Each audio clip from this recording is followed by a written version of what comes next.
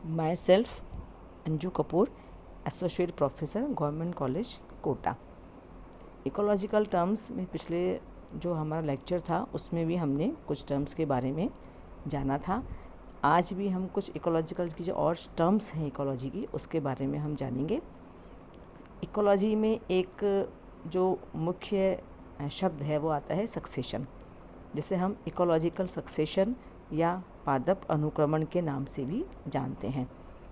Succession, असल में succession होता क्या है?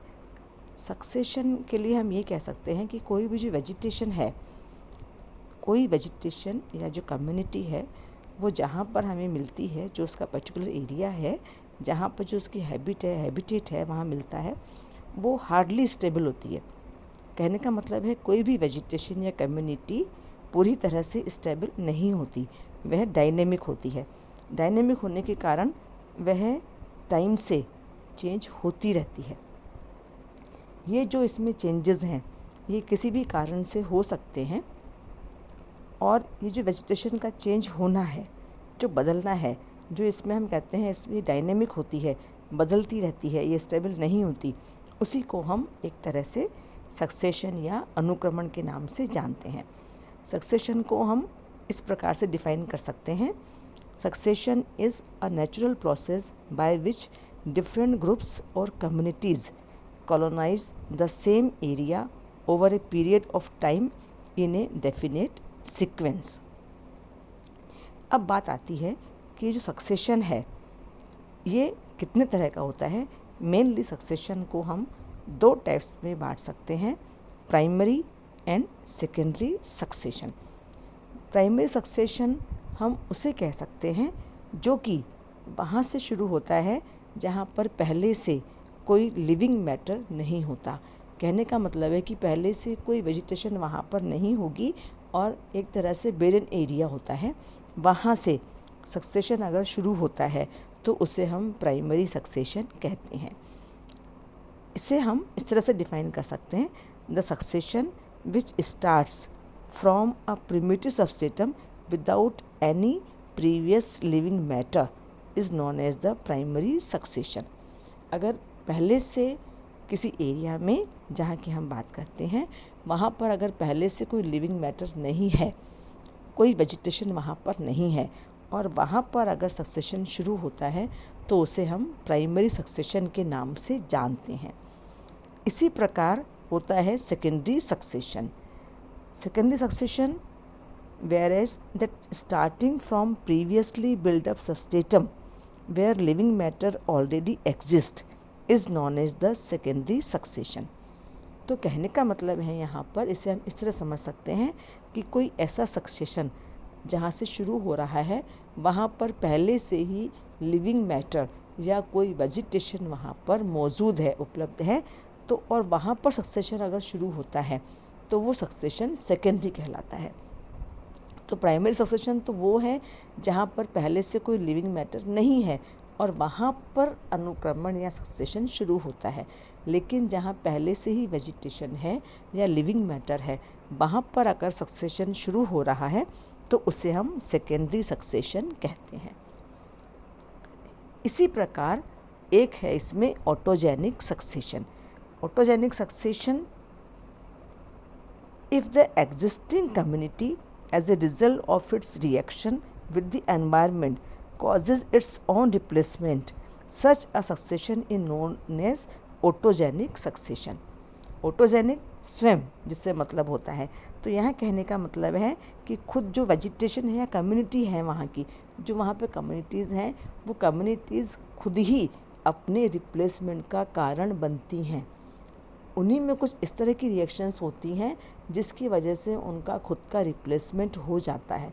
तो रिप्लेसमेंट होना ही हम सक्सेशन कह रहे हैं।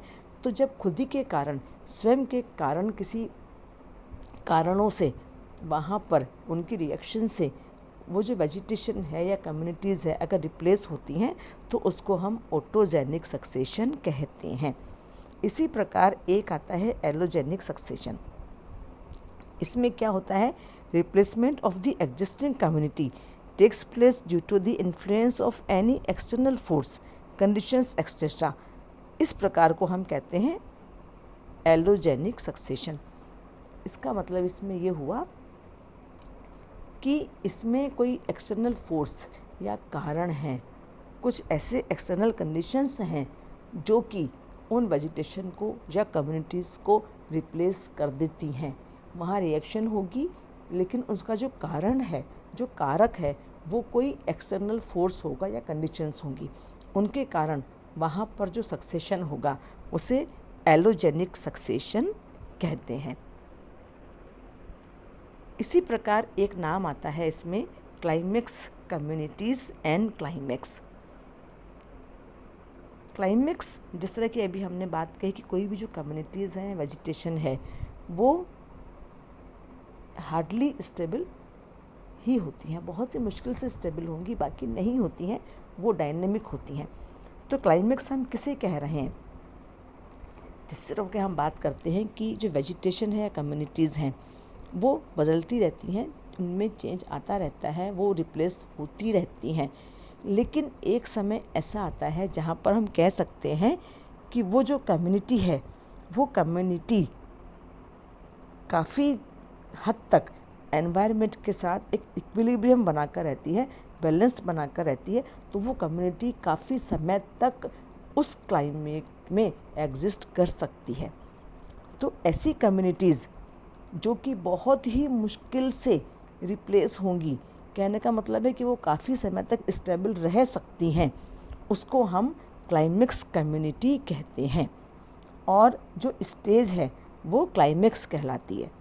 इसको हम इस तरह से भी समझ सकते हैं, this final terminal community that can maintain itself more or less indefinitely in equilibrium with the prevailing environment is known as the climax community and the stage is said to be the climax। जो आखिर समय तक जाकर, last तक जाकर काफ़ी समय तक स्टेबल रह सकती है, उसको हम क्लाइमेक्स कम्युनिटी कहते हैं, जिसका रिप्लेसमेंट बहुत मुश्किल से होता है, वो क्लाइमेक्स कम्युनिटी है और स्टेज वो क्लाइमेक्स है। अब जब क्लाइमेक्स कम्युनिटीज़ तक हम पहुंचते हैं या क्लाइमेक्स स्टेज तक हम पहुंचते हैं, तो बीच में जो कम्युनिटीज़ आती हैं, जो कम्युनिटीज रिप्लेस होती जाती हैं, उन सभी रिप्लेस कम्युनिटीज़ को हम सीरियल कम्युनिटीज़ के नाम से भी जानते हैं। तो क्लाइमेक्स कम्युनिटी तो वो है जो हमको लास्ट तक जाकर स्टेबल कम्युनिटी के रूप में हमें मिलती हैं, लेकिन जो कम्युनिटीज़ और वेजिटेशन जो रिप्लेस होती रहती हैं वो सब सीरियल कम्युनिटीज़ कहलाती हैं। इसी प्रकार यहाँ पे एक नाम आता है monoclimax theory and polyclimax theory का। मोनोक्लाइमेक्स थ्योरी के हिसाब से क्या होता है, according to this theory at a time there is only one climax community which is chiefly controlled by the climate, जिसे हम मोनोक्लाइमेक्स थ्योरी कहते हैं। कहने का मतलब है कि जो क्लाइमेक्स कम्युनिटी होगी, जो कि वहाँ के एनवायरनमेंट में, वहाँ के क्लाइमेट के साथ रह सकती हैं, वो एक कम्युनिटी होती है, सिंगल कम्युनिटी होगी, तो वो मोनोक्लाइमेक्स थ्योरी के नाम से जानी जाती है। लेकिन कुछ साइंटिस्ट का ये कहना है कि सेम कंडीशंस हैं, उन जो कंडीशंस हैं उसमें एक ही टाइम पर एक से ज़्यादा भी क्लाइमेक्स कम्युनिटीज़ रह सकती हैं। ये जो एक से ज़्यादा कम्युनिटीज़ रहती हैं सेम क्लाइमेटिक कंडीशंस में, उनको हम कहते हैं पॉलीक्लाइमेक्स थ्योरी। इसको हम इस तरह समझ सकते हैं, it is very common to find at a time more than one type of climax communities differing widely from each other in the same climatic conditions and this theory is known as polyclimax theory. तो जो मोनोक्लाइमेक्स theory है उसके according, जो ये view है उसके according तो हम ये कह सकते हैं कि क्लाइमेटिक कंडीशंस जो उसकी हैं, क्लाइमेट कंडीशंस जो इन्फ्लुएंस होती हैं और वहाँ जो वेजिटेशन होती है, जो कम्युनिटी होती है, कोई एक ही क्लाइमेक्स कम्युनिटी वहाँ पर रह सकती है, उसको हम मोनोक्लाइमेक्स थ्योरी के नाम से जानते हैं। जबकि पॉलीक्लाइमेक्स थ्योरी में या इस व्यूज़ में ये कहा गया है कि सेम क्लाइमेटिक कंडीशंस में एक से ज़्यादा कम्युनिटीज़ भी हैं जो वहाँ पर क्लाइमेक्स कम्युनिटीज़ की तरह रह सकती हैं, उसको पॉलीक्लाइमेक्स थ्योरी के नाम से जानते हैं। तो आज जो हमने इस लेक्चर को हमने समझा, हमने पढ़ा। ये पूरा ये इकोलॉजिकल सक्सेशन के बारे में है। और इकोलॉजिकल सक्सेशन में हम एक बात और कह सकते हैं कि इसके जो सक्सेशन है, इसके कई कारण या फैक्टर्स हैं या कई कॉजेज़ हैं। इनके जो कॉजेज़ हैं, जो मेन कॉज हैं, जो कारण हैं, वो हैं क्लाइमेटिक कॉजेज़ या फैक्टर्स। इसी प्रकार इसमें आते हैं टोपोग्राफिक कॉजेज़ या भू आकृतिक कारण, और कुछ इसमें आते हैं बायोटिक कॉजेज़। जो क्लाइमेटिक कॉजेज़ हैं, जिसमें कि जो क्लाइमेटिक कंडीशंस हैं, जैसे अचानक से टेम्परेचर का बढ़ जाना, टेम्परेचर का कम हो जाना, जैसे कि स्नोफॉल है, पाला पड़ना, इस तरह की जो क्लाइमेटिक कंडीशंस हैं, जब इस तरह क्लाइमेटिक कंडीशंस अचानक से बदल जाती हैं तो उसके कारण वहाँ पर मिलने वाली जो वेजिटेशन है या कम्युनिटीज़ हैं वो नष्ट हो सकती हैं, ख़त्म हो सकती हैं।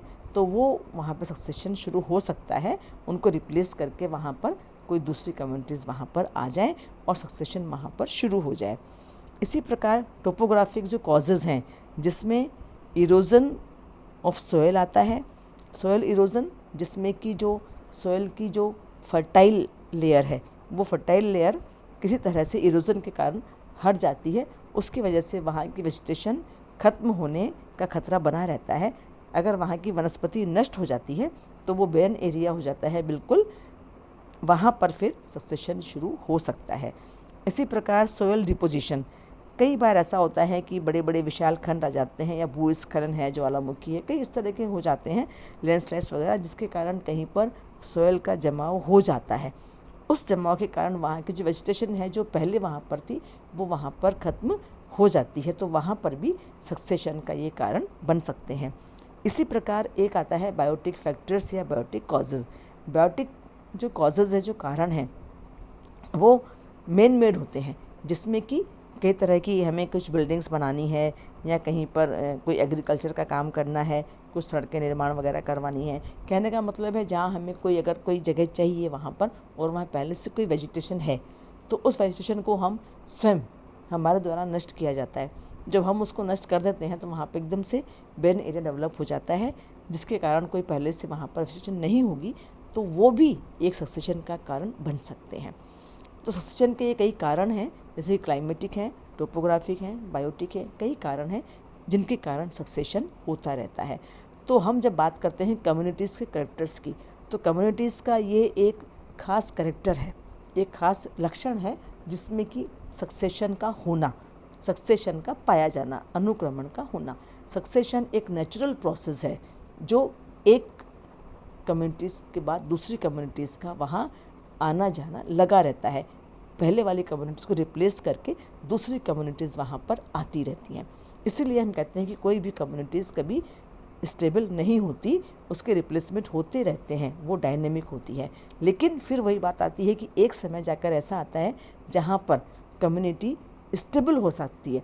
कुछ समय, काफ़ी समय के लिए हम कह सकते हैं कि वो कम्युनिटी स्टेबल है, उसी को हम क्लाइमेक्स कम्युनिटी कहते हैं। तो आज जो हमारा ये लेक्चर था, जो ये टॉपिक था, पूरा हमारा ये इकोलॉजिकल सक्सेशन के बारे में था, जिसके बारे में आज हमने जाना। Thank you.